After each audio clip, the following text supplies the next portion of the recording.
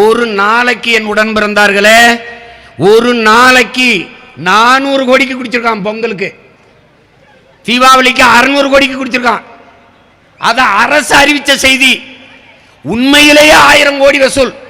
ஆனால் அரசு பத்திரிகையில் வெளியிட்டது 600 கோடி. தீபாவளி அன்னைக்கு 1000 கோடியா அப்படின்னு நினைச்சிடக்கூடாதுன்ட்டு 600 கோடி.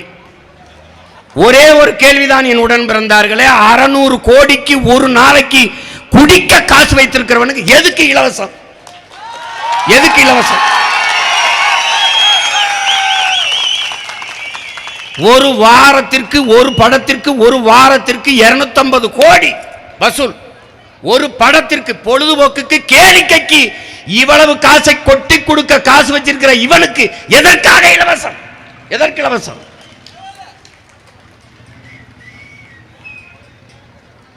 ஆண்டு ஒன்றுக்கு 50,000 கோடி வசூல்.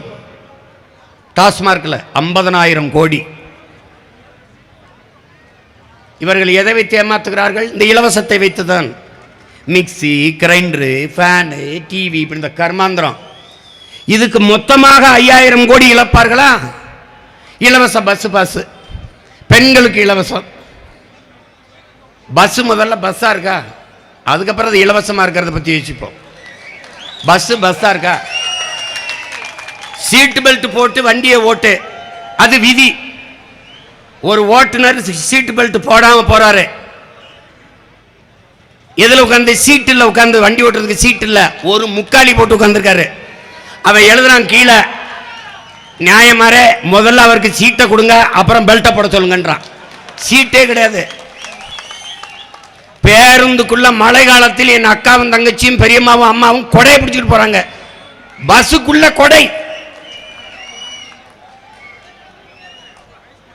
ஒரு கொடுமைக்காரங்களுக்கு ஓட்ட போட்டு நாட்டை கொடுத்துட்டு எங்களை தூக்கி ரோட்ல போட்டு கத்துறான்னா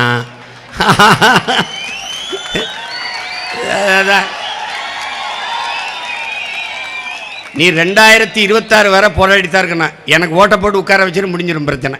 அவ்வளோதான், நான் கதை முடிஞ்சிடும். கேப்பில் பூராத்தையும் விற்று தின்ட்டான். இப்போ இந்த ஒரு பொதுத்துறை இருந்துச்சு, அரசு. இது அதை அதை வனத்துறைக்கு ஒப்படைச்சிட்டு அப்புறம் தனியார் கொடுத்துரும். இல்லை, வனத்துறையில் எல்லாம் சிறப்பாக இருக்கு. என் தம்பிக்கு மயன் கேட்ட மாதிரி எந்த மரத்தை நடுறன்னு தெரியல மடப்பயல்களுக்கு. எந்த மரத்தை நட்டால் பறவை பட்சிகளுக்கு உணவாக. அவ்வளோ தூரம் காட்டில் பறந்து பயணிஞ்சு பண்ணி வர ஒரு பறவை சத்தம் கேட்கல. கேளுங்க என் தம்பிகிட்ட, ஒரு பறவை சத்தம் கேட்கல. ஏன் இல்லை? ஏன் இல்லை? அதுக்கு உணவு இங்கே இல்லை. ஏன்னா தேக்கு மரத்தில் என்னடா உணவு இருக்கும்? ஆலமரம், அரச மரம், நாவல் மரம், இந்த மாதிரி மரங்களை நட்டால் பறவை பட்சிகளுக்கு விலங்குகளுக்கு உணவாகும். சாலை ஓரத்தில் குரங்குகள் நின்று பிச்சை எடுக்குது. இவன் பழக்கத்தை அது கற்றுக் கொடுத்துட்டான்.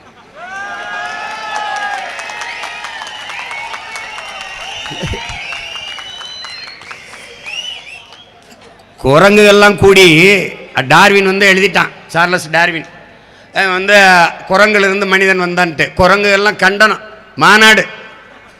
டார்வின், உன்னுடைய கோட்பாடு, உன்னுடைய தத்துவம் தப்பு, திருப்பி பெறு அப்படின்னு. என்ன தப்பு? எங்களிலிருந்து தான் மனிதர்கள் வந்தார்கள் என்று எப்படி நீ எழுதுவாய்? எங்களுக்குள் சாதி மதமும் சண்டையும் இல்லையே. எங்களிலிருந்து வந்திருந்தா அவனுக்கு எப்படி அது வந்துச்சு? அதனால மனிதர்கள் எங்களில் இருந்து பிறந்திருக்கவே முடியாது என்று குரங்குகள் கூடி கண்டன தீர்மானம் போட்டு மாநாட்டில் டார்வினை கண்டிச்சு. இவன் அந்த குரங்க பிச்சைக்காரன் ஆக்கி விட்டதான் மிச்சம். அது எந்த மர பழம் இருந்தால் தானே, குரங்குக்கு இறை இருந்தால் தானே. அது சாலை ஓரத்தில் எவன் போவான் வருவான்னு பார்த்துருக்கு.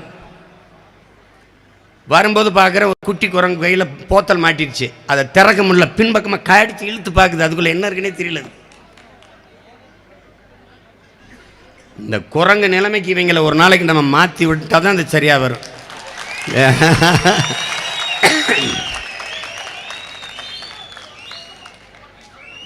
425 ரூபா 50 காசு ஒரு கூலி. அதை உறுதிப்படுத்தி கொடுக்க முடியல இந்த அரசால். யாரோ ஏதோ வேறு நாட்டு குடிமக்கள் இருக்கிறது போலவோ, அவங்களுக்கு ஏதோ வேலை கொடுக்கறது போலவும் கருதிக்கிறது. இந்த மண்ணின் பூர்வீக குடிகள் 200 ஆண்டுகளாக இவர்கள் அடிமையா இருந்திருக்காங்க. அந்த நிலத்தில் இருக்கும் போதும் இதே உழைப்பு தான், இதே தேயிலை தோட்டம் தான், இதே அடிமை நிலைதான், கடும் உழைப்பு கொட்டினவர்கள். இங்க வந்து அதே தான். இப்ப வனத்துறைக்கு ஒப்படைச்சிட்டா இருந்த வீடை காலி பண்ணணும், வேலை வாய்ப்பை இழந்து வெளியேறணும். வேற என்ன வேலைக்கு போவாங்க? 2 லட்சம் தொழிலாளர்கள். அவர்களை பற்றி கொஞ்சம் கூட கவலைப்படாத இந்த அரசு, கொஞ்சம் கூட கவலைப்படாது. ஏன்னா மக்களின் மீது, மக்களின் நலன் மீது, அவர்கள் எதிர்கால நல்வாழ்வின் மீது அக்கறை கொண்ட தலைவர்கள் தான் அதை பற்றி சிந்திப்பார்கள்.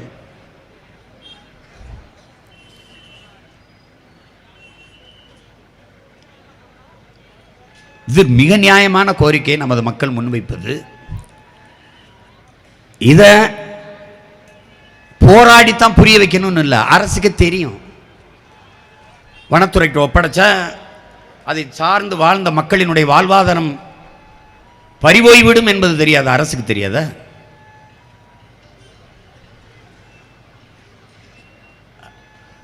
அதனால நீங்கள் இது வனத்துறைக்கிட்ட ஒப்படைச்சிருவாங்கன்னு நினச்சி பயப்பட வேண்டியது இல்லை. நாங்கள் பல இதை பார்த்துட்டோம், பல இதை பார்த்துட்டோம். நான் நீ 8 வழிச்சாலை போட்டு, நான் சொன்னேன் நீ கல் தான் கொண்டுவ, சாலையெல்லாம் போட முடியாதுன்னு. போட முடியாது.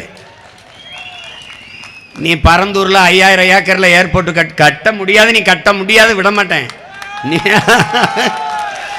அதெல்லாம்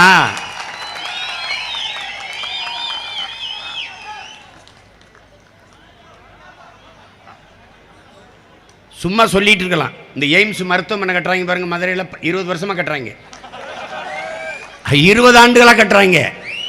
அதில் ஒரு கல்லை நட்டு போனாங்க, செங்கலை. அதை தம்பி உதயநிதி எடுத்துட்டு போயிட்டாரு.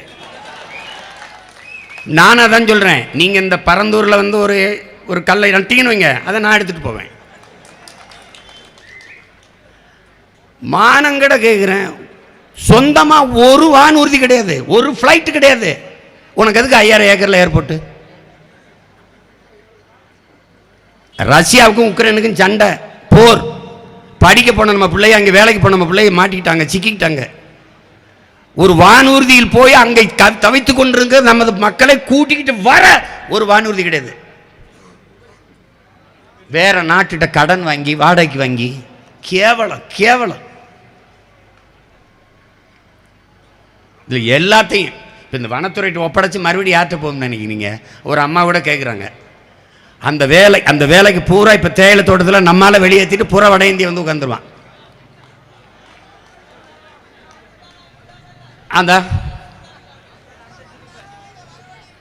முழுக்க முழுக்க நம் வேலை வாய்ப்பை, வேலையை விட்டு உழைப்பை விட்டு வெளியேற்றி நம்முடைய நிலத்தை பறிக்கிற வேலை தான் இங்கே நடக்குது. நம்பிக்கையோடு இருக்கணும் என் மக்கள், நம்பிக்கையோடு இருக்கணும். வனத்துறைக்கு இந்த டேண்டியை ஒப்படைக்க முடியாது, ஒப்படைக்க விட போறது இல்லை, ஒப்படைக்க முடியாது. அதிகபட்சம் என்ன 2 ஆண்டு, 2 ஆண்டுகள் தான். அதுக்கப்புறம் ஒரு தேர்தல் வருது, அதையாவது நம்ம மாறுதலுக்கான தேர்தலாக எடுத்துக்கணும். மறுபடியும் அவங்க ஓட்டை போட்டு எங்களை தூக்கி ரோட்டில் போட்டால் கொண்டே வருவேன்னு சொல்லிட்டேன் நான். சும்மா வந்து கட்டி பிடிக்க, கண்ணீர் துடைக்க, கை குலுக்க, ஆறுதல் சொல்ல, மனு வாங்கலாம் நாங்கள். ஓட்ட போட அவரு. முதல்ல உனக்கு ரோடு இருக்கா? நான் அங்கிருந்து வர பட்ட பாடு சொல்லு, ரோடு இருக்கா? என்ன கொடுமை பாருங்க, ரோடு இருக்கா? இந்த ரோட்டை ஒழுங்கா போடுறான்னா 8 வழிச்சாலை தான் போடுவேன், 8 வழி ரோடு. இந்த ரோடை ஒழுங்கா போடுங்கடா, வாட இங்க ரோட. இந்த சென்னையில் இருக்க மீனம்பாக்கத்தில் ஒரு ஏர்போர்ட் இருக்குல்ல, 100 தடவை இடிஞ்சு விழுந்துருச்சு. அது ஒரு நல்வாய்ப்பா எவன் தலையிலையும் விழல, 100 தடவை விழுந்துருச்சு. அதை ஒழுங்கா கட்டப்பா. அதுக்கப்புறம் இதை பரந்தூரில் நீ 5000 ஏக்கரில் கட்டு, ஒன்றும் இல்லை, கமிஷன். 8 வழி ரோடு போட்டால் ஒரு கமிஷன் அடிக்கலாம், இந்த ரோடு போட்டால் ஒன்றும் கிடையாது. 2000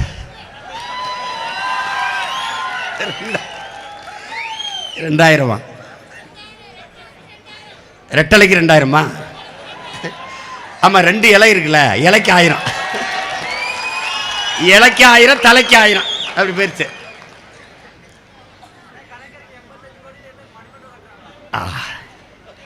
அது கட்டட்டும் கட்டட்டும் கட்டட்டும். அதனால என் உடன் பிறந்தார்கள், உயிருக்கினியவர்கள், எனது அன்பு மக்கள், தொடர்ச்சியாக நம் வலியுறுத்தி போராடி வருகிற இந்த கோரிக்கை இன்று வலுப்பெறும், கவனம் பெறும்.